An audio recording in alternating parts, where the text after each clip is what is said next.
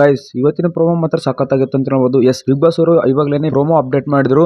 So ಆ ಪ್ರೋಮೋದಲ್ಲಿ ಏನಪ್ಪಾ ಅಂದ್ರೆ ಅತಿಥಿಯಾಗಿ ಬಂದಿರುವಂತ 5 ಕಂಟೆಸ್ಟೆಂಟ್ ಗಳನ್ನ ಇಲ್ಲಿರುವಂತ ಕಂಟೆಸ್ಟೆಂಟ್ ಗಳು ಸರಿಯಾಗಿ ನೋಡ್ಕೊಂಡಿದ್ದಾರೆ ಅಂತೇಳಿ ಬಿಗ್ ಬಾಸ್ ಅವರು ಕ್ವಶನ್ ಮಾಡ್ತಾರೆ. ಅಂದ್ರೆ ಇವತ್ತಿನ ಪಂಚಾಯಿತಿಯಲ್ಲಿ ಕಿಚ್ಚು ಸುದೀಪ್ ಸರ್ ಅವರು ಇದ್ರ ಬಗ್ಗೆ ಕ್ಲಾಸ್ ತಗೊಳ್ಳಿದ್ದಾರೆ ಅಂತ ಹೇಳ್ಬೋದು. ಯಾಕಪ್ಪ ಅಂದ್ರೆ ಮೇನ್ ಆಗಿ ಗಿಲ್ಲಿ ಅವ್ರ ಬಗ್ಗೆ ಮತ್ತೆ ಅಶ್ವಿನಿ ಅವ್ರ ಬಗ್ಗೆ ಕೂಡ ಕ್ಲಾಸ್ ತಗೋತಾರೆ ಅಂತ ಹೇಳ್ಬೋದು. ಯಾಕಪ್ಪ ಅಂದ್ರೆ ಅವರು ಅತಿಥಿಯಾಗಿ ನೋಡ್ಕೊಂಡಿಲ್ಲ, ಅವ್ರನ್ನ ಕೆಲಸದಾಳಾಗಿ ನೋಡ್ಕೊಂಡು ಅವ್ರಿಗೆ ಹೇಗ್ ಬಾಯಿಗೆ ಬರುತ್ತೋ ಆ ರೀತಿ ಮಾತಾಡಿದ್ರೆ ಹೊರಟಾಗಿ ಬೇರೆ ಮಾಡಿದರೆ. ಸೊ ಇದು ಸುದೀಪ್ ಸರ್ ಅವರಿಗೆ ಆಗಿ ಬರೋಲ್ಲ ಅಂತ ಹೇಳ್ತೀನಿ.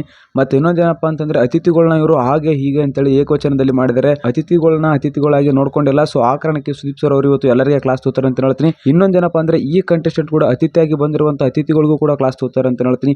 ಯಾಕಪ್ಪ ಅಂದ್ರೆ ಅವರು ಕೂಡ ತಪ್ಪು ಮಾಡಿದ್ದಾರೆ ಮತ್ತೆ ಇವರು ಕೂಡ ತಪ್ಪು ಮಾಡಿದ್ದಾರೆ. ಮತ್ತೆ ಧನುಷ್ ಧ್ರುವ ಅಂತ ಅವರ ಜಗಳದ ಬಗ್ಗೆ ಕೂಡ ಸುದೀಪ್ ಅವರು ಕ್ಲಾಸ್ ತಗೋತಾರೆ ಅಂತ ಹೇಳ್ತೀನಿ. ಯಾಕಪ್ಪ ಅಂದ್ರೆ ಸುಮ್ಮನೆ ಜಗಳ ಆಡ್ತವ್ರೆ ಗುರು, ಯಾಕೆ ಕಿತ್ತಾಡ್ತಾರೆ ಅಂತ ಗೊತ್ತಿಲ್ಲ.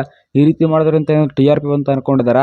ಈ ರೀತಿ ಇವ್ರು ಮಾಡಿದ್ರೆ ಅಂತ ಇವರೇ ಸರಿ ಕೆಟ್ಟು ಸುದೀಪ್ ಸರ್ ಇದ್ರ ಬಗ್ಗೆ ಮಾತ್ರ ಪಕ್ಕಾ ಕ್ಲಾಸ್ ತಗೋತಾರೆ ಅಂತ ಹೇಳ್ತೀನಿ. ಇವತ್ತು ಒಂಚೂರು ನಗಸೋದಿಲ್ಲ ಸುದೀಪ್ ಅವರು, ಒಟ್ಟಿನಲ್ಲಿ ಎಲ್ಲರಿಗೂ ಕೂಡ ಕ್ಲಾಸ್ ತಗೊಂತಾರೆ. ಮತ್ತೆ ನೆಕ್ಸ್ಟ್ ದಿನ ಏನಪ್ಪಾ ಅಂದ್ರೆ ಫುಲ್ ಕಾಮಿಡಿ ಇರುತ್ತೆ, ನಮಗಂತೂ ಗೊತ್ತಿದ್ ಮಾತಿದಲ್ಲ. ಸೊ ಇವತ್ತಿನ ಅಪ್ಡೇಟ್ ಇದಾಗಿತ್ತು. ಮತ್ತೆ ಇದೇ ರೀತಿ ಬಿಗ್ ಬಾಸ್ ಅಪ್ಡೇಟ್ಗೋಸ್ಕರ ನನ್ನ ಚಾನಲ್ ಒಂದ್ಸಲ ಸಬ್ಸ್ಕ್ರೈಬ್ ಮಾಡಿ ಇಟ್ಕೊಂಡಿರಿ, ಮತ್ತೆ ಒಂದ್ಸಲ ಚೆಕ್ ಮಾಡಿ.